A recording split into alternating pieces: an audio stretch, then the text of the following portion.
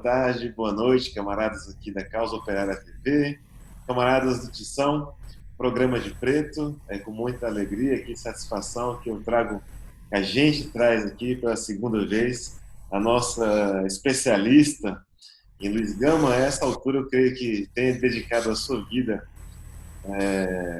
a este que é um dos mais importantes, se não o mais importante, intelectual, advogado, político, negro da história brasileira. Antes de entrar no próprio assunto do nosso debate, dar aqui a nossa boa-vinda, faço aqui as boas-vindas e agradeço a participação da professora aqui conosco, em nome da direção toda do PCO, em nome também do coletivo de negros de Antônio, para quem, professora, você é muito querida, pode ficar tranquila. Aqui eu sempre faço muita propaganda e divulgação de você como a nossa, vamos dizer assim, a nossa advogada do Luiz Gama. Lígia, tudo Olha, bem? nesse momento ele está precisando de advogados. Exatamente, Alguém que advogue pela obra dele, a gente vai falar disso, eu acho. Né? exatamente. Como é que você está? Tudo bem, Lígia? Tudo bem, muito obrigada, Juliano. Mais uma vez também ao pessoal aí do Tição, do programa de Preto, né? Esse é o título mesmo, né? Isso. Por esse convite renovado, depois de eu ter tido a oportunidade, né, de falar do meu trabalho anterior com a palavra Luiz Gama, que é o segundo, né? Ele vem na sequência da edição, estão todos ali na minha vitrininha. O primeiro trabalho que eu fiz foi o da edição das poesias completas de Luiz Gama. Foi um trabalho inédito, porque ele se referiu pela primeira vez. Mas já havia edições? Sim, já havia edições de Primeiras Trovas Burlescas. Nenhuma ainda que tivesse cotejado as duas primeiras edições que haviam sido preparadas pelo próprio Luiz Gama. Isso era parte já da minha pesquisa de doutorado, que eu fiz na França, aliás, 20 anos que eu defendia a minha tese de doutorado. Eu morava na França, né, porque na verdade eu sou ligada aos estudos, né, de língua francesa, literaturas de expressão francesa, portanto não só francesa, mas lusófonas, né, de várias regiões. Então eu morava na França, foi quando eu dei uma desviada e fui para os estudos brasileiros e lusófonos. E como parte da minha pesquisa de doutorado, havia uma exigência, que aliás é uma exigência de todo doutorado, pelo menos europeu, seja a França, seja a Alemanha, enfim, é de que você traga trabalhos inéditos que sejam fruto da sua pesquisa, não é? E obviamente a gente tem que sempre referir trabalhos anteriores né, que nós vamos olhar de uma maneira crítica ou não, vamos continuar ou completar, enfim, etc. Então, na sequência desse projeto que eu me dei, que foi o de trazer a lume a obra escrita por Luiz Gama. Então a gente começou pela obra integral, da poesia, desculpa, pela edição da poesia integral de Luiz Gama, ou seja, o que saiu no seu livro único, com duas edições, Primeiras Trovas Burlescas de Getulino, que saiu em São Paulo em 1859, com uma reedição, com uma segunda edição, desculpa, no Rio de Janeiro, 2 anos depois, 1861. São praticamente dois livros diferentes, coisa que eu também explico em alguns artigos recentes, porque é um livro tão diferente de uma edição para outra, que ele tira poemas, acrescenta outros, amplia, enfim. Mas seja lá como for, do ponto de vista da publicação das suas sátiras políticas, sociais, raciais e alguns poemas líricos, foi a obra única de Luiz Gama. O meu segundo trabalho, que vem nessa sequência, é o Com a Palavra Luiz Gama, sobre o qual a gente já falou aqui. Não é que é uma grande antologia, é esse de capa vermelhinha aqui. Opa, eu costumo fazer. Esse de capa vermelha, que saiu pela imprensa oficial em 2011, e ele teve uma reedição em 2018, justamente no ano em que eu fui convidada na Flip para falar de Luiz Gama. Gente, trabalhos como esse, é verdade que agora o Luiz Gama está assim, né? Digamos, tá tendo essa efervescência em torno do nome dele, o que é uma coisa boa, mas uma coisa também pela qual com a qual a gente deve se preocupar. Podemos falar disso depois, Juliano. Mas, enfim, na sequência, então, dos livros, o Com a Palavra Luiz Gama, eu acho que pelo título já deixa claro, em primeiro lugar, que é a palavra dele, ou seja, os escritos dele, com a palavra Luiz Gama, poemas, artigos, cartas, máximas. Isso daí é para dar uma ideia desta variedade de escritos do Luiz Gama, porque até então, não é, a gente conhecia principalmente um poema de Luiz Gama, que é o Quem Sou Eu, conhecido meio erroneamente como Bodarrada, alguém batizou assim, mas o título do poema é Quem Sou Eu, onde ele afirma, não é o único, tá? Tornou-se o mais famoso, mas onde ele afirma, né, num famoso verso, o seguinte: se negro sou ou sou bode, pouco importa o que isto pode. Então, quando Luiz Gama usa essa palavra, ele usou em outros poemas deste mesmo livro, ele se autorrefere como um Orfeu de Carapinha, como um africano fidalgote, ou seja, as marcas da afrodescendência de Luiz Gama estão desde o título, inclusive, mas de primeiras trovas burlescas de Getulino, que não é só um pseudônimo não motivado, a motivação desta palavra, deste pseudônimo, se bem que as pessoas sabiam que era o Luiz Gama, Getulino deriva da palavra Getúlia, que é o nome que se dava na antiguidade para uma região da África Negra, entre o sul da atual Argélia e Mauritânia. Então, como eu costumo dizer, o Luiz Gama ele marca desde o início, desde o título, naquele Brasil escravocrata, naqueles meados de século XIX, 1859, não é? Num ambiente, inclusive literário, onde ele é uma figura única, como autor negro, não é? Ele marca desde o início, não é, o seu pertencimento, né? E a palavra negro, quando ele usa essa palavra negro, que a gente vai encontrar depois em outros escritos, não vamos nos lembrar que naquele momento a palavra negro ela era quase sinônimo de escravo, e ela podia também ser um insulto, um xingamento quase. Então quando ele disse negro sou, ele está o quê? Brincando e já, bem ao modo Luiz Gama, né, ironicamente retorcendo o eixo semântico desta palavra. Então, nesse segundo livro, antes de falar do atual, né, eu quis reunir uma série de textos que a gente foi levantando ao longo do tempo com as condições de pesquisa existentes. Eu estou dizendo para vocês que eu fiz, né, meu doutorado faz 20 anos agora que eu defendi. As condições de pesquisa, os arquivos não estavam organizados como hoje. Não havia uma ferramenta chamada Biblioteca Nacional Digital. Não haviam, né, os arquivos, por exemplo, o próprio Estadão, não haviam os arquivos dos jornais, né, que seriam muito importantes também digitais. Seria muito importante para a gente fazer uma pesquisa longa poder rastrear isso. Mas enfim, mas a ideia era o quê? Mostrar que o Luiz Gama não era apenas autor de 2 textos. Esse poema é a famosa carta de Luiz Gama a Lúcio de Mendonça, que também foi muito mal ou pouco compreendida. Eu já escrevi um artigo, quem se interessar por outras coisas que eu não poderei mencionar aqui, né, mas artigos acadêmicos, é só jogar meu nome, Lígia Fonseca Ferreira, Luiz Gama, que vai encontrar ali os artigos. Essa carta também muito lida, muito reproduzida, ela precisa ser contextualizada, ela precisou ser, né, que foi um capítulo importante da minha tese e que depois se tornou um artigo que eu publiquei numa revista da USP. Ela não pode ser lida como a gente lê assim hoje uma autobiografia. Ela tem uma história. Como todo documento histórico, a gente precisa olhar para os documentos como uma história. Eles têm um contexto, né, de produção, eles têm um contexto de leitura e eles têm uma finalidade, coisa que escapou a muitos pesquisadores. Mas enfim, já falei sobre isso. Então, nessa, digamos, eu digo assim, completando a minha trilogia.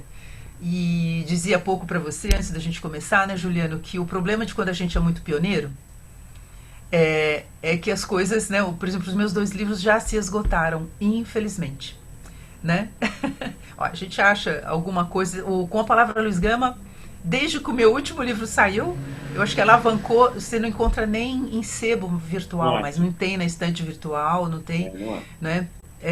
Então é uma coisa interessante, mas eu ao mesmo tempo fico meio triste, porque agora era o momento, né, da gente estar, né, com os 3 livros aí, digamos, disponíveis. Porém, esse livro que eu lancei agora, o último, posso falar dele já, Juliano? Estou falando aqui meio sozinha. Não, pode ficar à vontade, pode falar. Que então, ano passado.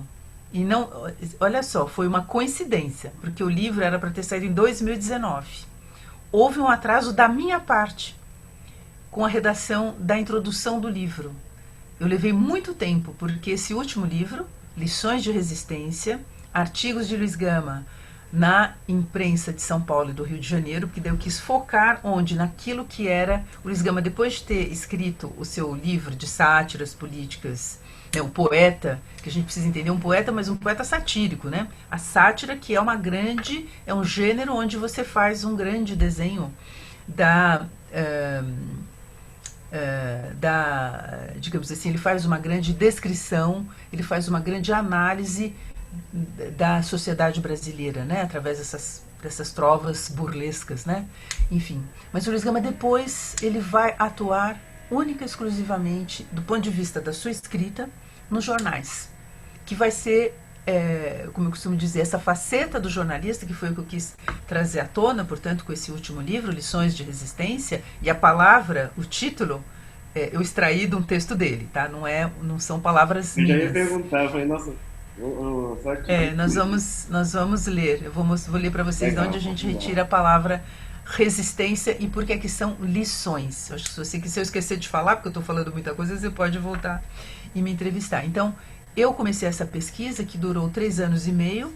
Eu acho que, para nós pesquisadores, 3 anos e meio nesse levantamento, obviamente eu estou dizendo pesquisadora e professora, porque a gente continua, né, com a atividade acadêmica, mas as outras coisas. Eu fiz algumas pesquisas também em arquivos físicos, não é?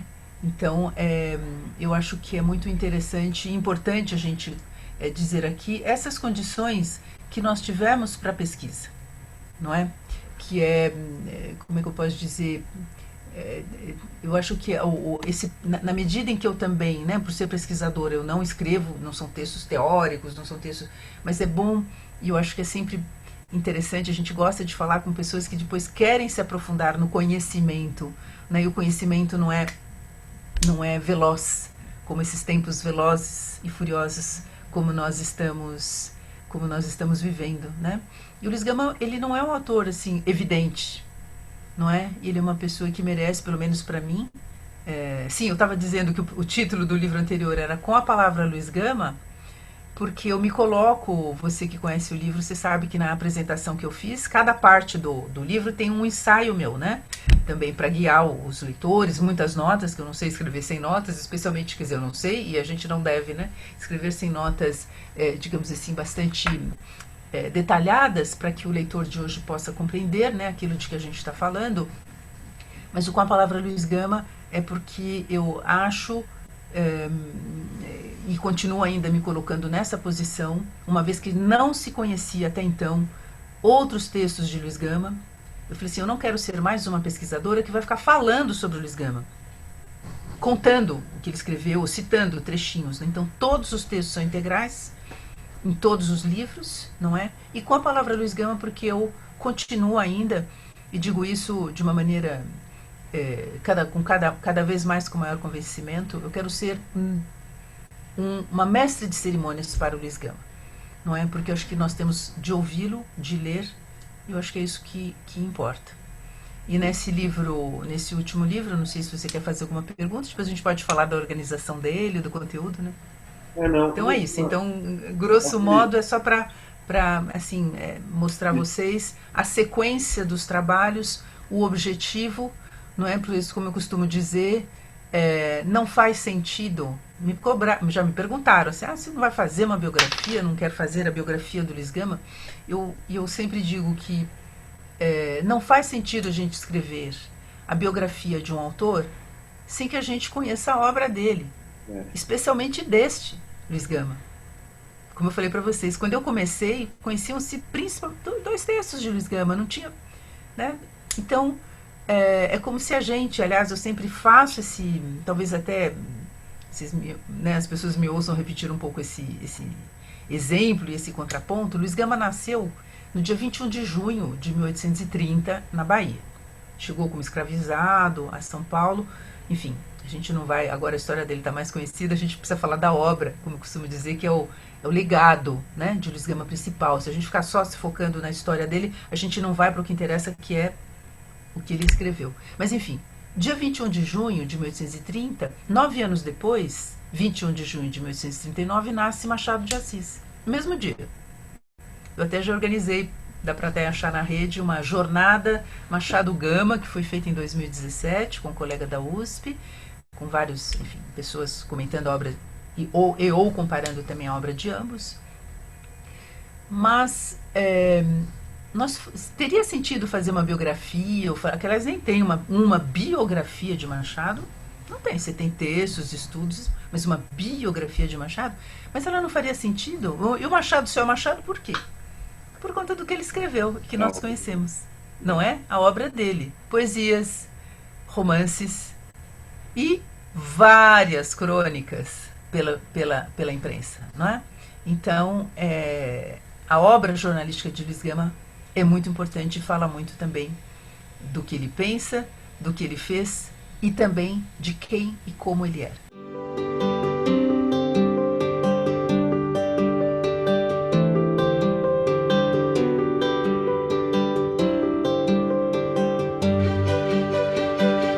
Tá bom. Então vamos mostrar aqui, né?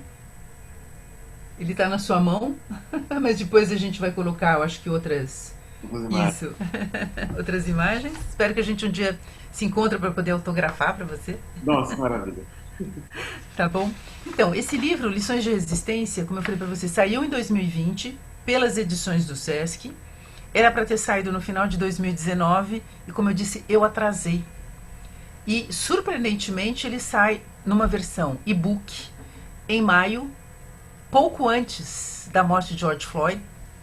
Enfim, nós sabemos já o que é a situação brasileira, mas a morte do George Floyd lançou como é que eu posso dizer, teve um efeito planetário, acho que junto com a pandemia, foi uma coisa muito interessante. Eu até costumo dizer, né, a frase de George Floyd, que depois seria aqui no Brasil, né, do João Alberto, lá no Rio Grande do Sul, não estou conseguindo, né, não estou conseguindo respirar. Recentemente eu também dei uma palestra dizendo assim, gente, eu acho que essa daí é a frase que marca 2020. Seja por essa questão, né, que foi a do George Floyd e que é a nossa quase que cotidiana, não é? Mas é a frase de quem tem Covid. O que acontece com Covid? As pessoas não conseguem respirar. Então eu acho que essa falta de ar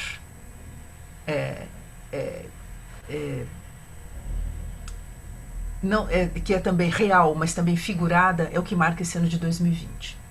Eu acho que esse livro chega para nos oxigenar o nosso pensamento negro. E eu fico muito feliz, Juliano, que você tenha enxergado e percebido todos esses aspectos no Luiz Gama, porque eu posso, acho que se eu estudar Luiz Gama por mais 10, 20 anos, que eu sou muito lenta, viu, gente?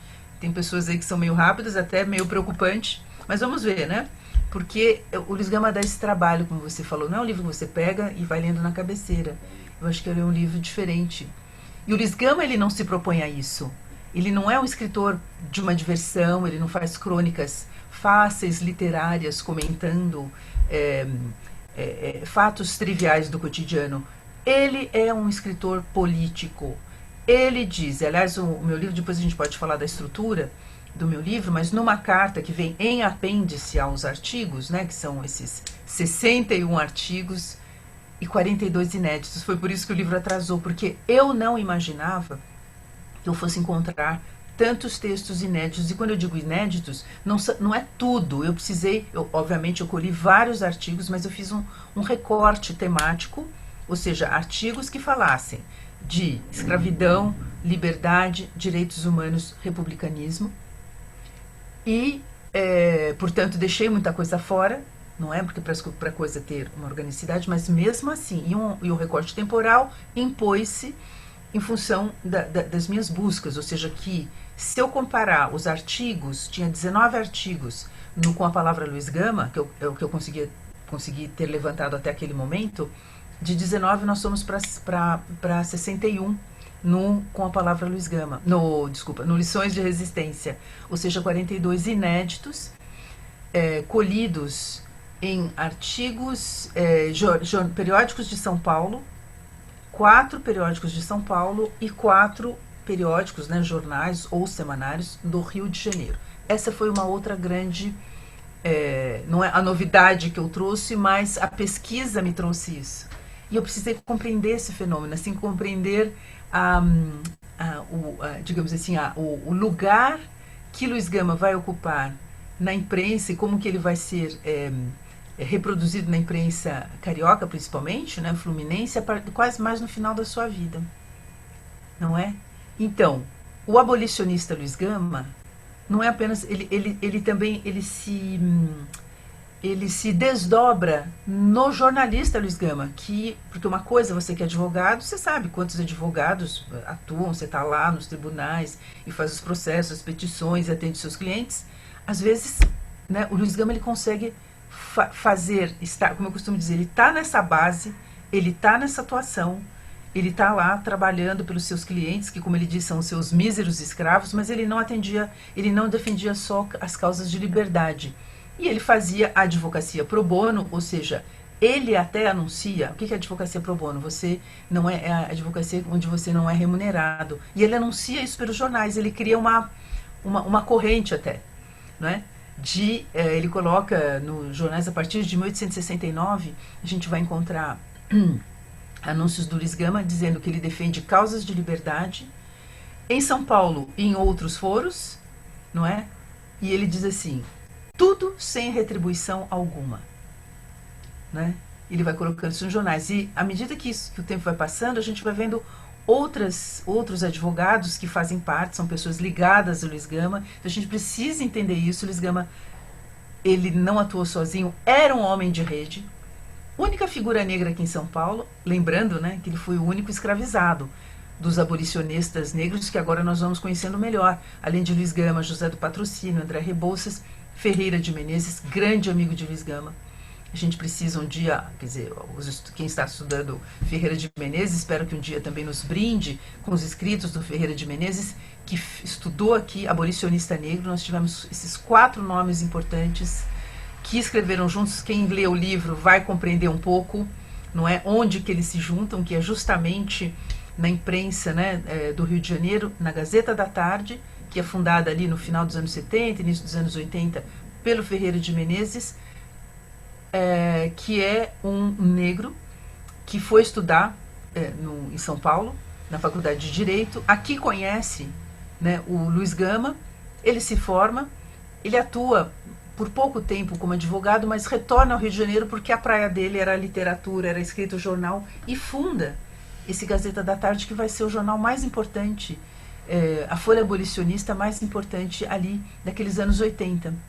Só que, assim como Luiz Gama, ele teve, infelizmente, né, ele faleceu muito cedo. Aliás, até morreu mais novo do que o Luiz Gama.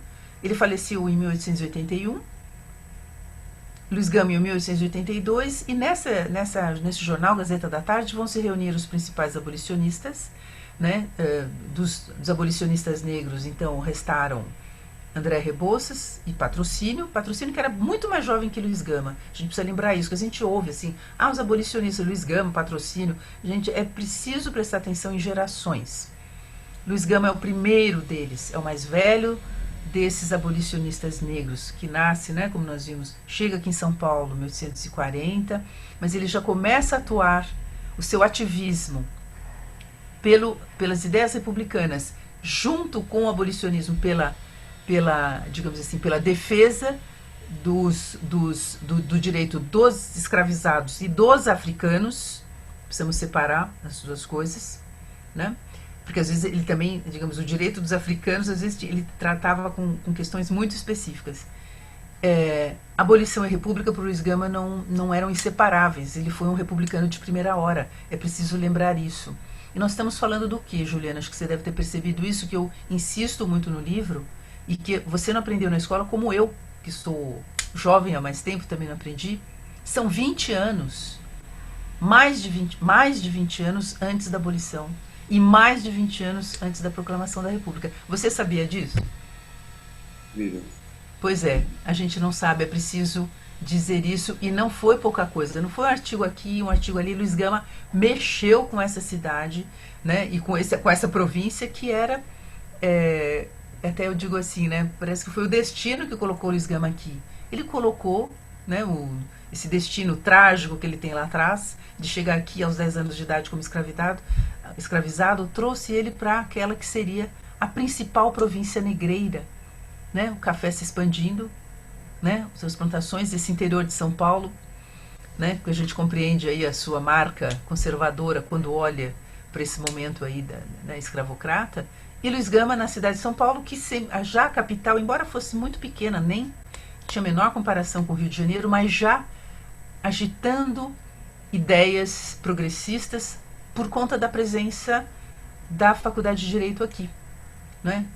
Que o Luiz Gama disse muitas vezes, você viu as citações que eu faço, depois a gente pode até ler, não sei se seria o caso. Luiz Gama, em muitas passagens, eu não sei se eu posso fazer isso já. Pode fazer, com vontade. O Luiz Gama ele escreve com muita veemência já, e também lá no Primeiras Trovas Burlescas, que ele nunca frequentou academias, não é? Ele nunca frequentou academias. Então, já aviso aqui aos nossos navegantes, aos seus companheiros, a quem nos assistir, que está vendo, o Luiz Gama detestava fake news. Ele vai muitas vezes para os jornais, a gente vê isso aqui nesses artigos, desmentir, corrigir ou então denunciar ideias, como ele diz, mentiras extravagantes que circulavam a propósito dele. Então, ele recebeu recentemente, né, o título de doutor honoris causa pela USP, que foi uma iniciativa de um professor de jornalismo. Aliás, eu falo assim, acho que o meu livro... aliás, ele não conhecia ainda o Lições de Resistência, o professor Denis, eu dei de presente para ele, foi até no dia seguinte ao título que o Luiz Gama recebeu, mas é bastante curioso, né, quando você ouve da Faculdade de Direito, do seu próprio diretor, que o Luiz Gama era um deles, que assistia às aulas como ouvinte, não é, que tentou se atribuir um título a ele, sendo que o Luiz Gama diz o seguinte, gente, eu confio mais na palavra do Luiz Gama. Ele diz o seguinte: não sou eu, isso daqui respondendo ali a uma crítica, a um ataque de um adversário, né? E ele já lá no meio do seu artigo, que esse adversário o chamou justamente de um ignorante, porque ele não era quando ele estava começando a se dedicar a essa advocacia enquanto... depois a gente pode falar disso também, né, Juliano? Como é que ele pôde ser advogado se ele não cursou a faculdade de Direito? Era possível, né, você comprovar seus conhecimentos, a sua idoneidade e obter uma provisão. Juliano, eu não gosto e fico assim triste quando as pessoas usam a palavra rábula. A palavra rábula, ela tem se a gente olha o dicionário, vejam vocês mesmos no dicionário Wise, por exemplo, qual é a definição de rábula. O Luiz Gama era tecnicamente um advogado provisionado. Ele recebia uma provisão, que era uma autorização para advogar em primeira instância. Isso durou no Brasil até a década de 30 do século XX. Não é? Ele não podia, por exemplo, chegar a graus superiores, mas isso existia. Então ele era um advogado provisionado, é o nome, digamos assim, mais correto para nós nos referirmos ao doutor Luiz Gama, ao doutor Gama. Então ele diz o seguinte, gente, olha, isso aqui ele vai dizer em 1869. Não sou eu graduado em jurisprudência e jamais frequentei academias. Ele diz isso várias vezes. Ouso, porém, pensar que para saber alguma coisa de direito não é preciso ser ou ter sido acadêmico. Isso porque ele vai bater de frente com alguns juízes que, como ele diz, distorcem o direito para favorecer a propriedade escrava. E, portanto, o que o Luiz Gama, o doutor Luiz Gama, faz quando ele vai para o jornal? Ele vai denunciar, mas ele não vai denunciar apenas, ele vai destrinchar, ele vai analisar e apontar os erros. Você falou aqui, né, Dom Luiz Gama, que nominal na sua crítica, coisa que não existe mais, né? Não. Hoje, até o jornalismo não dá mais espaço para isso, né? Então, continuando aqui. Ouso, porém, pensar, isso aqui é atípico de Luiz Gama, que digamos assim, gente, estava pensando, eu falei assim, gente, o Luiz Gama, ele ia ficar feliz aí com a vitória do Isaquias. Vocês viram aquela determinação do Isaquias, o baiano lá da canoagem? É aquilo ali, eu quero o ouro. É o ouro que eu quero, não quero outra coisa. Esse foco, certo? E ainda fala assim, não, eu era o melhor, eu queria o ouro. E o Luiz Gama, ele tem essa assertividade. Ouso, porém, pensar que para saber alguma coisa de direito não é preciso ser ou ter sido acadêmico.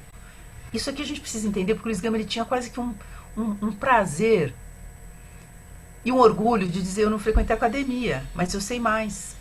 Daí que vem o título Lições, que ele vai usar em alguns artigos. Eu preciso dar lições proveitosas de direito aos juízes, antes de começar a examinar e apontar todos os erros processuais cometidos pelos doutores, que haviam frequentado as academias, né?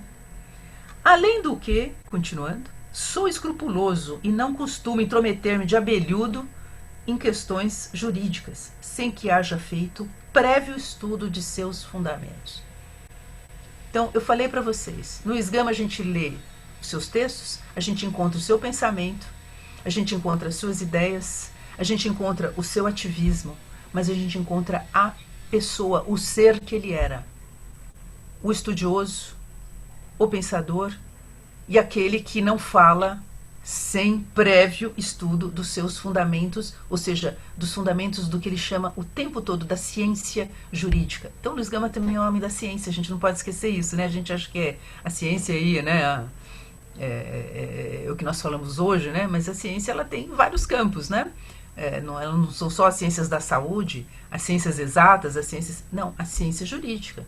Ele fala, ele afirma que tem lei, tem um texto e ele examina isso.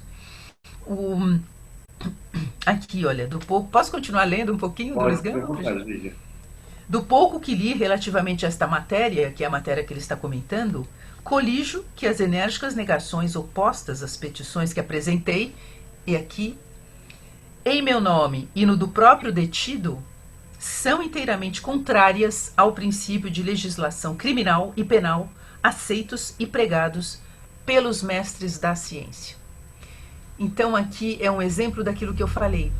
O doutor Gama, ele leva para a imprensa, então, ele é um repórter quase que de si mesmo, né? Que ele está comentando aqui um desmando, como ele diz assim,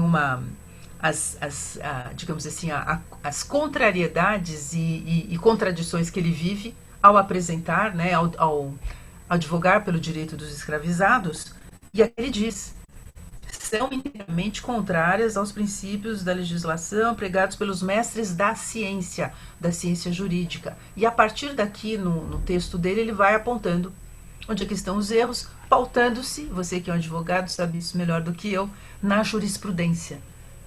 Para ao longo, né, então esse conjunto de textos vai mostrar o quê? O Luiz Gama está se batendo contra a ordem escravocrata, amparada, que tinha sustentação. Hoje a gente fala, né? Hoje a gente faz quase que o contrário, né? A gente está se amparando no Estado de Direito, não é? Nos juízes, nas legislações, para tentar frear, não é? Umas loucuras, né? Que estão acontecendo, justamente que estão querendo impedir que a gente siga e imponha a ordem. O Luiz Gama, ele fala o contrário naquele momento. A lei, aliás, ele fala da lei, da justiça, e aliás do direito. Eu até já escrevi um texto, só que está em um livro organizado pelo historiador Carlos Guilherme Mota e a Gabriela Nunes Ferreira. É um livro de direito chamado Os Juristas, para aqueles de vocês que tiverem acesso, né? Os Juristas na Formação do Estado-Nação Brasileiro. Esse é um livro também de 2012, 13. Tem um capítulo ali, infelizmente não está disponível na rede, mas o título era Luiz Gama, o defensor dos escravos e do direito. Porque o Luiz Gama defendia o direito o campo, a ciência. Mas ele dizia, o problema são os operadores da justiça. Né? Que num outro momento ele vai dizer, então, como eu falei para vocês, o advogado se desdobra, mais do que se desdobra, ele se completa com este jornalista que é um comentarista jurídico. Não sei se ficaria correto dizer isso, né, Juliano? Então, e ele não é um jornalista que entende, não, ele é as duas coisas. E por isso esta precisão. Vamos lembrar também, né, gente, principalmente aos mais novos, que nós não temos imagem naquele momento. E o que é o direito? Você que é, né, você, todos aqueles são do direito. Eu posso substituir no direito, nas argumentações, imagens Não, eu preciso argumentar com a palavra.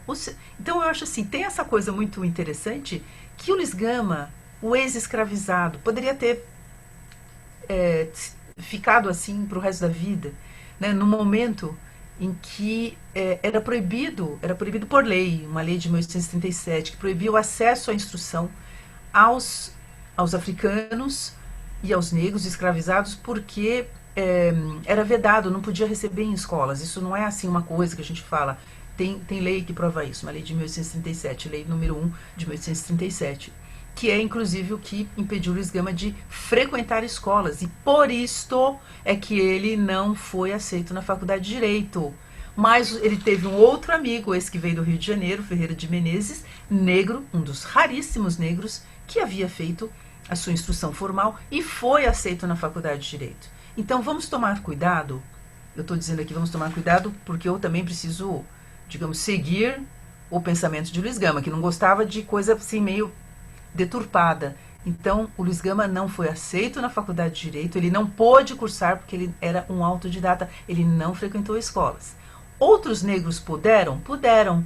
E um deles se tornou o grande amigo de Luiz Gama, que é o Ferreira de Menezes. Então a gente precisa tomar cuidado com essas, como é que eu posso dizer, manipulações para não ferir as próprias lições, assim, né?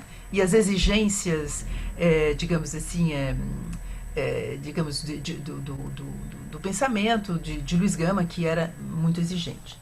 Uma outra coisa que eu, continuando nessa linha, Luiz Gama nos diz também assim: a inteligência repele diplomas como Deus repele a escravidão. Então, a inteligência repele diplomas. Na verdadeira.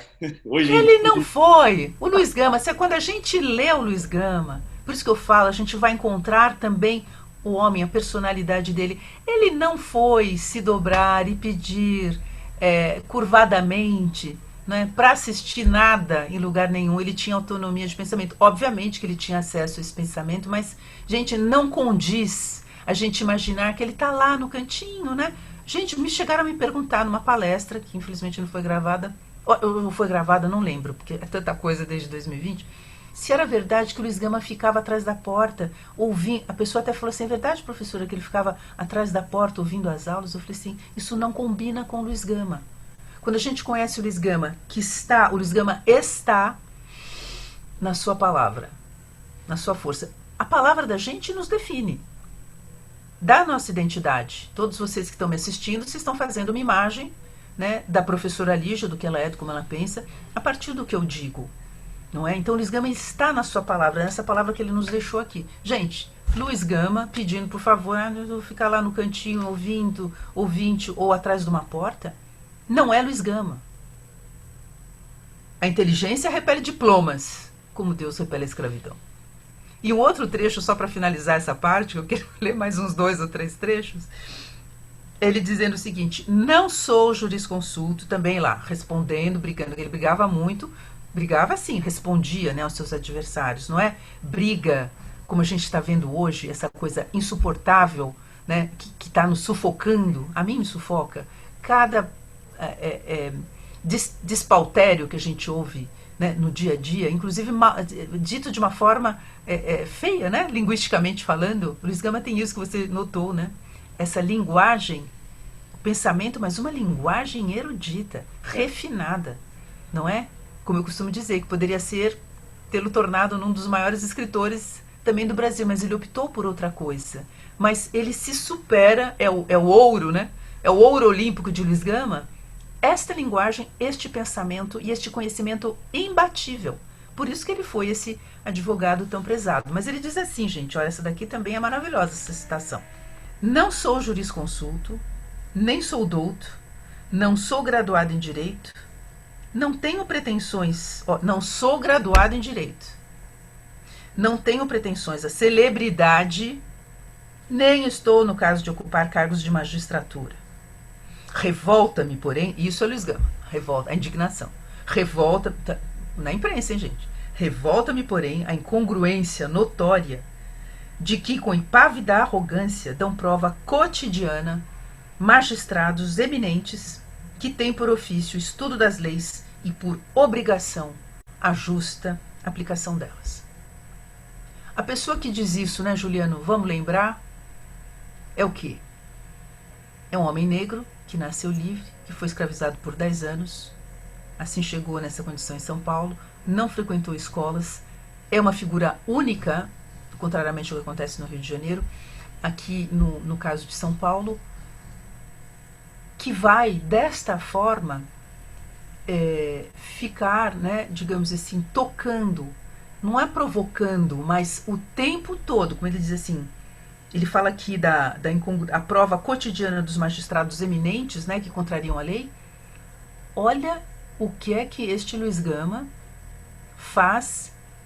Falei da assertividade, mas dessa, como é que eu posso dizer, dessa postura de uma coragem moral, né?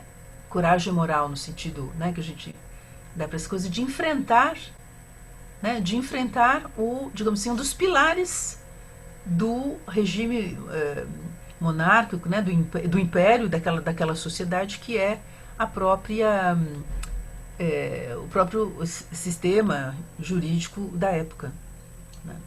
Luiz Gama, ele também se definia como pensador. Aliás, a palavra intelectual, a palavra mesmo, o vocábulo, né, lembrando a vocês que eu sou da área de letras, sou professora da área de letras, não sou da área do direito, então, obviamente, aqui, século XIX, gente, muitos dos nossos escritores, aliás, XIX, com a parte do XX, também atuavam no jornalismo. Então, um jornalismo, a imprensa é um espaço de poder, então não vamos esquecer, o Luiz Gama está ali, num espaço de poder, mas um espaço também onde você está se confrontando com as grandes inteligências, grandes,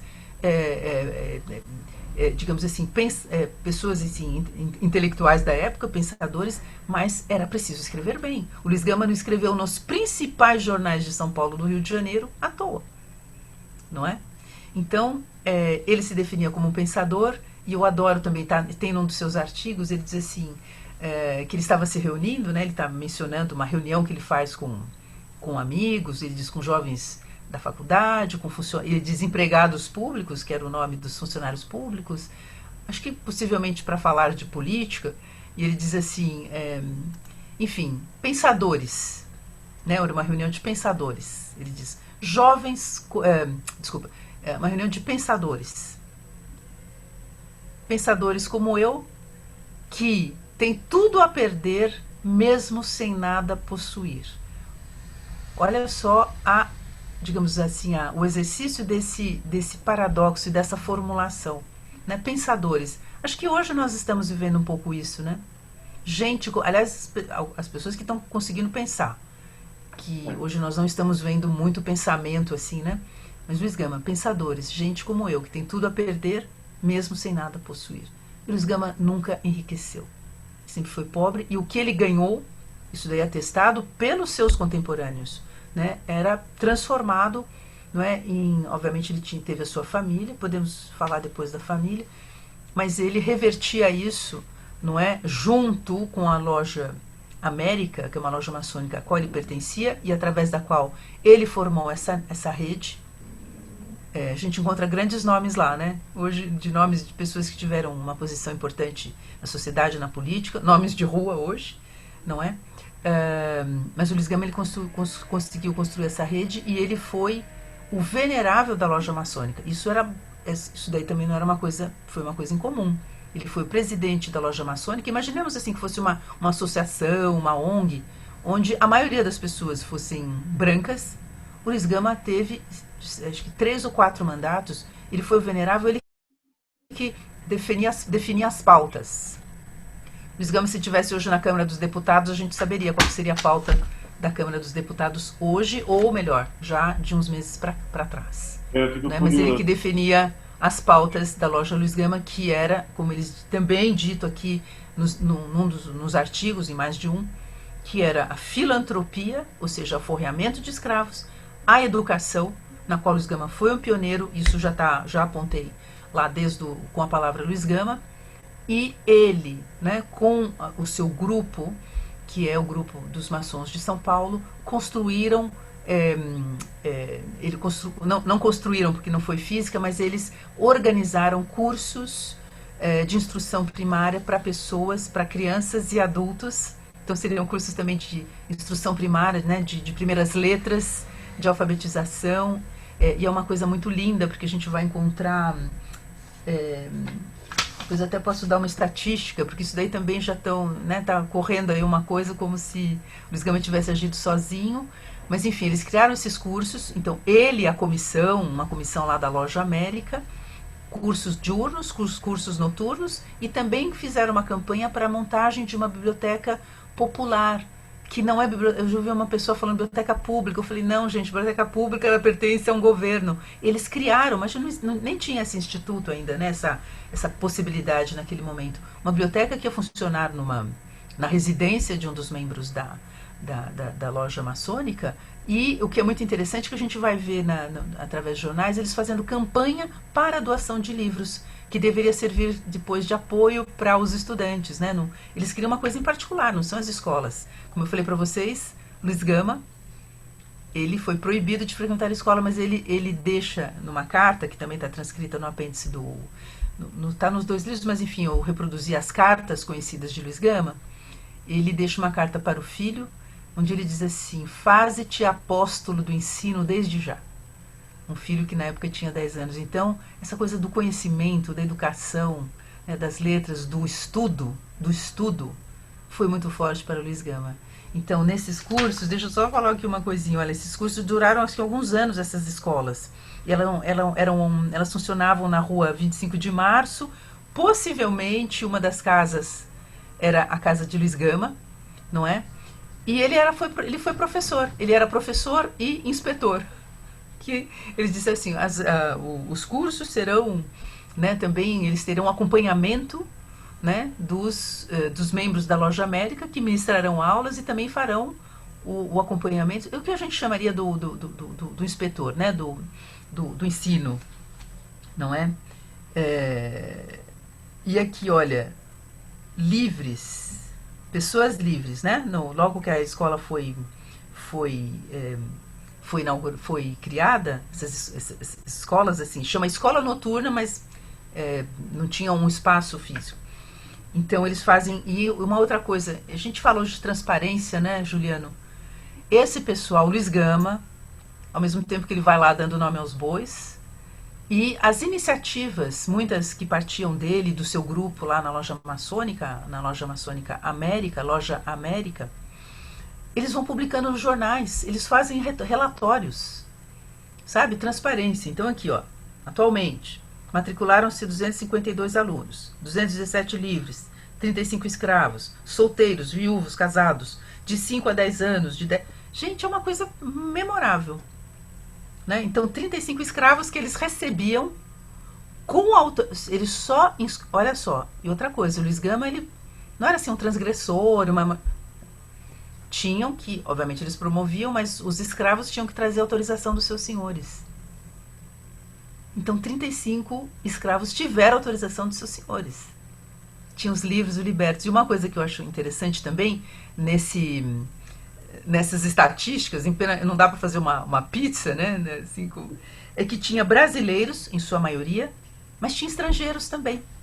Eu sou da área de língua francesa e estudos franceses, né? Então a minha origem é o ensino a didática de línguas estrangeiras.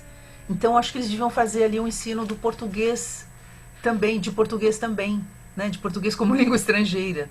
Por quê? É o comecinho, aqui a gente está falando de década de 70, início dos anos 70, 1870. Não é? É quando começam a chegar os primeiros imigrantes, que não são aqueles da corrente de 1880. Então você vai ter brasileiros, portugueses, 5 africanos, alemães, suíços, espanhóis, italianos, e daí vem também as profissões. Gente, é uma coisa maravilhosa que eu coloco numa das notas do texto. Esse texto não é... Assim, ele é assinado pelo Luiz Gama. Acho que está aqui também não me lembro se eu coloquei no livro, agora sou eu que estou em dúvida. Mas essa referência aparece nas notas, né? Nas várias notas. São quase 300 notas que acompanham os 61 artigos, né? do livro. Ele também faz o levantamento por sexo, tanto do sexo masculino, tanto do sexo masculino, quantos alunos nos cursos diurnos, quantos alunos no sexo, nos cursos do sexo masculino, feminino, etc., nos cursos noturnos, não é? E ele fala sempre aqui que era para as escolas, os cursos diurnos eram para os menores, né? De ambos os sexos. E o curso noturno era para os adultos. Super bem organizado isso aqui, numa cidade pequena que, né, mobiliza um grande número de pessoas. Não vamos pensar na São Paulo metrópole, é outra coisa, não é? E o Luiz Gama também, olha, em uma página desse artigo, eu diria assim, que aqui tem matéria para a gente explorar isso. Ele dá até o nome da professora. A professora é a professora Guilhermina de Santana Juncker, possivelmente esposa de algum membro da maçonaria. Mas é uma iniciativa maravilhosa, que a gente encontra, isso daí a gente vai encontrar informações acerca disso por uns 4 ou 5 anos, e eles sempre dando essas estatísticas. Eles faziam, né, a Loja América, com Luiz Gama à frente, faziam campanhas para arrecadar dinheiro e alforriar escravos, por isso que ele também fica enlouquecido, e a gente vai ver assim, indignado, né, nos jornais, quando ele vai vendo juízes que passam a aumentar, assim, meio do nada, vão aumentando o preço do alforriamento. Tem alguns artigos que você deve ter lido, ou talvez lerá, Luiz Gama furioso, não é, com um juiz que, para impedir o alforriamento, ele vai elevando o preço do escravo. E o Luiz Gama diz, mas como é possível? Já tinha sido definido, daí ele pega, isso é muito interessante para quem é do direito, e para a gente ter uma noção também da rede de Luiz Gama e como ele se apoia. Ele disse, né, nunca frequentei academias, mas quando ele vai assim dizer isso não é possível, ele pega, publica nos jornais, ele fala assim, olha, eu consultei outros advogados, daí ele tem lá 3, 4, 5 para, assim, né, como é que eu posso dizer, transparência, mas também pertinência e fundamentação. Este é o Luiz Gama. Ele não é quem não lê Luiz Gama, inventa um Luiz Gama que é muito menor do que esse que a gente encontra. Exatamente. E que a gente precisa ter, não é, Juliano? Eu diria para vocês, gente, não é puxão de... Mas é assim, é quase como a gente fala tanto, né, dos nossos ancestrais, o Luiz Gama é um enorme ancestral. Nós temos que aprender com ele lições, não é? Então a gente só aprende se a gente também se colocar na postura humilde de aprendiz, de querer ouvir e aprender, não é? Porque é uma coisa assim fascinante. Como eu falei para vocês, olha, só essa parte da instrução pública, ela até 1874, 75 ainda estão passando, né? Às vezes eles dão também, olha, até isso, né? No final do ano eles dizem aprovados, reprovados, falam dos frequentaram com assiduidade, não frequentaram, tudo assim, é um relatório perfeito, bem com a cara do Luiz Gama e dos seus amigos, muitos deles também com formação jurídica, mas não só, não é, mas apresentando à população, não é, também esse aspecto do resultado dessas iniciativas da educação popular.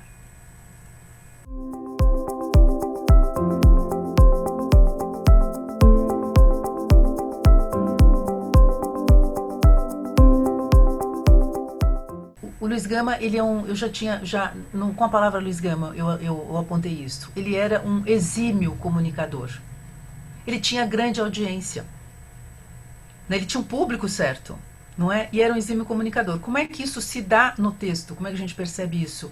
No que você leu, quando você fala do chamado, o Luiz Gama, ele não fala assim, observem, né? Acompanhem, vejam isto. Ou seja, ele está dialogando com o seu leitor, né? Eu até disse, aliás, recentemente, que eu tive um encontro com Jefferson D., que é o diretor do filme Dr. Gama, que eu recomendo a vocês assistirem.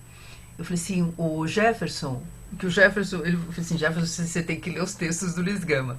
A filha dele é historiadora, fez um TCC sobre o Luiz Gama, que vai defender na quinta-feira, está uma maravilha. E ela se pautou nos artigos do Lições de Resistência para fazer, onde ela vai justamente, ela fez uma coisa bacana, que é justamente de acompanhar a briga de Luiz Gama, quer dizer, a briga e os embates de Luiz Gama com seus adversários. Então ela acabou definindo um pouco melhor essas figuras. Mas enfim, eu disse para o Jefferson, eu falei, Jefferson, não sei se você teve essa impressão, Juliano, não sei se você leu todos os artigos, mas até os da última fase que ele publica no Rio de Janeiro, né, ele já está mais doente, ele faz uma crônica, enfim.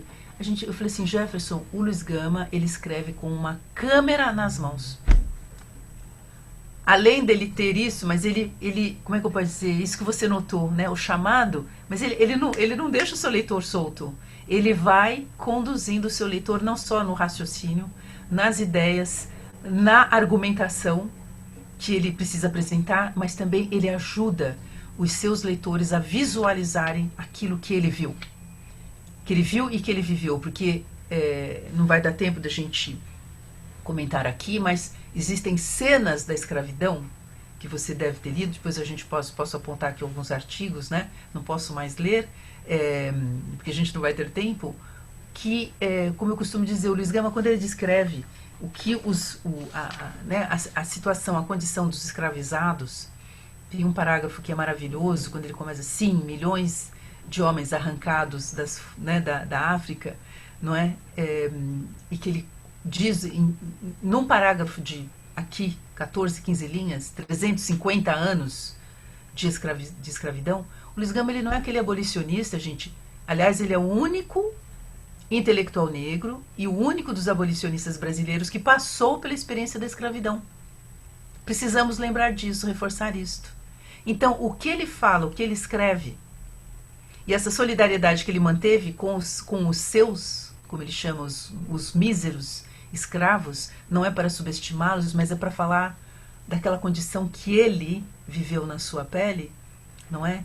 O Luiz Gama, ele é um abolicionista que é diferente desses abolicionistas que a gente aprende na escola, inclusive muitos deles brancos, né? Que tem aquela coisa meio humanitária, meio mesmo, né? Meio humanitária, mas na verdade era assim, a gente precisa se livrar disso aqui, logo, né? Precisamos nos livrar da escravidão, mas a gente também depois vai ter que se livrar desses negros, né? Dessa população, então precisamos, e aí tem aquela relação que a gente não vai destrinchar aqui, de promover o branqueamento através das correntes imigratórias, né? Então, a república que o Luiz Gama não viu e teria ficado muito decepcionado foi uma república de ímpeto embranquecedor. A gente não pode esquecer disso, não é? E o Luiz Gama sempre se colocou, ele nunca escondeu. As pessoas sabiam, né? A cidade de São Paulo era pequenininha, ele era conhecido aqui, tornou-se conhecido, mas ele diz: olha, impus-me espontaneamente a tarefa sobremodo árdua de tentar em juízo o direito dos desvalidos. Em outros lugares ele vai falar dos meus irmãos. Meus irmãos, ele vai chamar os escravizados de meus irmãos de infortúnio. Infortúnio que ele conheceu. Quando ele tem aquela famosa passagem, que aliás dá título à obra, a um romance famoso, né, da Ana Maria Gonçalves, Defeito de Cor, essa expressão veio de um texto de Luiz Gama, que vai defender o José do Patrocínio, que teve, acho que numa passagem por São Paulo, por Santos, foi xingado, enfim, referiram-se, né, à sua condição de homem negro, não é? Ele que tinha ido fazer um comício, era muito exaltado, né, o José do Patrocínio. O Luiz Gama sai em defesa dele, comentando um artigo desairoso, né, que havia sido publicado, dizendo assim: em nós até a cor é um defeito.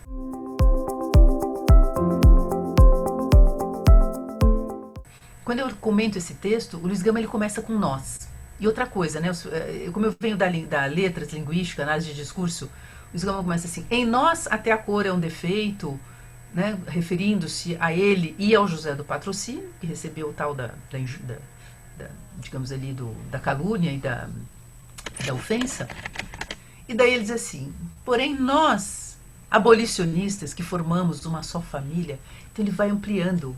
Aquele nós primeiro somos nós negros. Em nós até a cor é um defeito, né? Um vício imperdoável de júri, ainda faz aquela alusão, né, à origem da raça negra né, segundo a Bíblia contava. O Luiz Gama, ele lia a Bíblia como todo bom maçom, mas de uma maneira crítica, hein? Crítica. que era, aliás, um traço de outros do racionalismo cristão que surge no século XIX. Não poderemos falar disso, e que não tinha nada a ver com igrejas. Luiz Gama, inclusive, se refere à Igreja Católica, super crítico, naturalmente, como uma seita, né? Mas, enfim. E depois o Luiz Gama, ele vai, digamos assim, falar desse nós abolicionistas e nós republicanos. Então, isso que você falou é perfeito, você captou. O Luiz Gama, ele não fala em nome sozinho. E outra coisa, né? Vocês lembram daquele trechinho que eu li? Não tenham pretensões à celebridade. Gente, já naquele momento. O que significa ser celebridade? Eu até fiz um pequeno comentário aqui na introdução do meu livro. Quando você está preocupado com a sua celebridade, eu acho que o Luiz Gama percebeu. Aliás, como eu falei para vocês, isso não combinaria com ele. Por quê? Porque ele era um líder servidor. Ele estava ali porque ele se impôs a difícil tarefa de lutar pelo direito dos desvalidos. Ele é um líder servidor. Estou usando uma categoria que é diferente, né, já enfim, de um estudioso, que é diferente do líder carismático. Olha aqui, né, a minha pessoa. E nós estamos vivendo nessas tentações hoje da celebrização e da celebridade, que é o quê? Opa, primeiro, né? Vou cultivar aqui a minha pessoa. Eu sou exemplar. Então, a gente precisa tomar muito cuidado, porque acho que o Luiz Gama percebeu como uma pessoa que refletia muito do ponto de vista filosófico, né, sobre a condição humana também. Isso é muito interessante. Né? O Luiz Gama refletindo sobre a condição humana, né? Até referindo-se, né, a muitos dos pensadores, né, da antiguidade, mas acho que o Luiz Gama percebeu que a celebridade, ela vai junto com a vaidade. Ela é uma decorrência, ou ela tem relação com a vaidade. E a vaidade, ela não serve ninguém. Ela não pode servir o outro. Então, ela se coloca muito menos nesse coletivo, né, que é o que a gente observa no Luiz Gama. Nessa luta coletiva.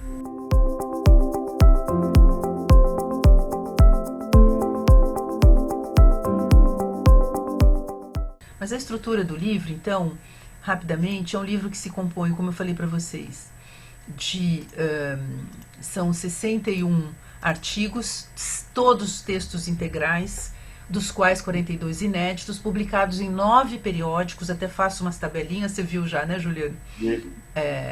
Então, as tabelinhas, assim, para as pessoas visualizarem, né, as tabelas, ou seja, os títulos dos periódicos, 5 de São Paulo, 4 do Rio de Janeiro, e em que períodos, que também isso mostra os momentos em que o Luiz Gama teve maior atuação. E foi aí, não é, Juliano, uma das tabelas, que aqui eu não tenho como ver o número da página, que a gente nota digamos assim, o momento em que o Luiz Gama desponta na cena pública, e que corresponde àqueles meados da década de 60, ou seja, mais de 20 anos. É por isso que eu afirmo, mas eu afirmo à luz dos documentos que a gente levantou, né? Mais de 20 anos antes da abolição da República, né? Tem o prefácio do professor Luiz Felipe Alencastro, historiador, que me deu a honra de fazer o prefácio. Inclusive, quando eu morava na França, ele era professor na Universidade de Paris IV, ele esteve na minha banca de doutorado na França. Eu costumo dizer que o Luiz Felipe Alencastro é a única testemunha ocular brasileira de que eu realmente fiz um doutorado na França naquele momento. E ele falou uma coisa que me deixou muito feliz. Ele diz assim: o Luiz Gama defendeu os africanos para o Brasil num período em que predominavam o racismo científico e as invasões colonialistas na África. E ele diz o seguinte, continuando: haverá um dia em que os africanos saberão quem foi Luiz Gama. Né? Isso eu acho muito lindo, porque eu acho que o Luiz Gama conta uma história que também tem a ver com o lado de lá, né, do Atlântico. Tem uma apresentação do Silvio Almeida. Nós temos aqui o Silvio Almeida, que diz, né, como o Luiz Gama expunha a imoralidade de um sistema que negava o direito dos escravos e a sua técnica, né, jurídica, seus conhecimentos técnicos. Eu também tenho uma cronologia ampliada, que na verdade, uma biografia cronológica quase, né, que são várias páginas, para a gente também poder compreender e situar o Luiz Gama, digamos assim, digamos assim, na sua vida de 1830 a 1882, os principais momentos e como isso se cruza também depois com os artigos. E tem um apêndice, as 5 cartas conhecidas de Luiz Gama. não é? E um trabalho que, esse trabalho também, eu tive um outro trabalho, além de estabelecer os textos, porque os textos vêm com atualização ortográfica, eu tive também o cuidado para os leitores, enfim, para o público, né, em geral, de estabelecer, de colocar 380 notas explicativas e contextuais, né? E o recorte temporal é de 1864, ou seja, que eu ampliei o meu trabalho anterior, eu tinha artigos de 1869, e agora eu já consegui fazer levantamentos de 1864 a 1882, então são 18 anos da atuação de Luiz Gama, dentro, né, com artigos que foram... outra coisa importante, eu só... o Juliano, que é da área do direito, vai me dizer se isso foi importante ou não, mas eu só levantei artigos que traziam realmente a assinatura de Luiz Gama. Né?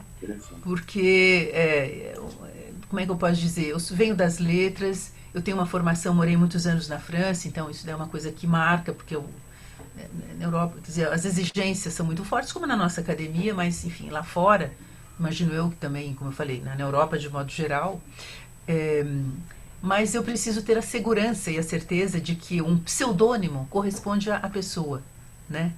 E eu achei que era melhor. O Luiz Gama, que tinha, inclusive, ele assinava de 4 formas diferentes, não é? Mas era possível identificar pelo nome, pelo primeiro nome, pelos seus sobrenomes, etc. Mas eu apenas incluí os artigos onde eu tivesse a segurança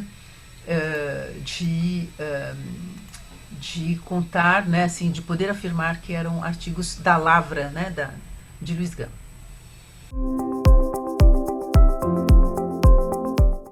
Se algum dia os respeitáveis juízes do Brasil, esquecidos do respeito que devem à lei e dos imprescindíveis deveres que contraíram perante a moral e a nação, corrompidas pela venalidade, ou seja, pelo dinheiro, e pela ação deletéria do poder, abandonando a causa sacrossanta do direito e por uma inexplicável aberração faltarem com a devida justiça aos infelizes que sofrem escravidão indébita, Luiz Gama conseguiu provar que havia uma lei de 1831 que não havia sido revogada, que, portanto, teria transformado toda a situação de mais de 720 mil escravizados, indevidamente escravizados, depois dessa data, 1831. Voltando aqui, Luiz Gama: eu, por minha própria conta, sem impetrar o auxílio de pessoa alguma, e sob minha única responsabilidade, aconselharei e promoverei, não a insurreição, que é um crime, mas a resistência, que é uma virtude cívica. Ele afirma isso, ele passa esse alerta em 1871, 17 anos antes da abolição que ele não viu, 18 anos antes da República, a qual ele não assistiu. Talvez, felizmente, porque a decepção dele teria sido imensa. Mas enfim, mas nós estamos aí, não é? Então acho que a resistência, que aliás é uma palavra que naquele momento é herdada e vem, né, aos homens daquele tempo, aos homens e mulheres, enfim, às pessoas daquele tempo da Revolução Francesa, a resistência na primeira declaração já dos direitos do homem e do cidadão, a resistência, ela é o combate à tirania. Então, vocês que estão nos ouvindo, e você, Juliano, que me deu essa oportunidade de dizer aqui, eu acho que esta resistência, neste Brasil em que nós estamos, ela se torna mais e mais necessária, né? Esse combate aos nossos tiranos e tiranetes de plantão.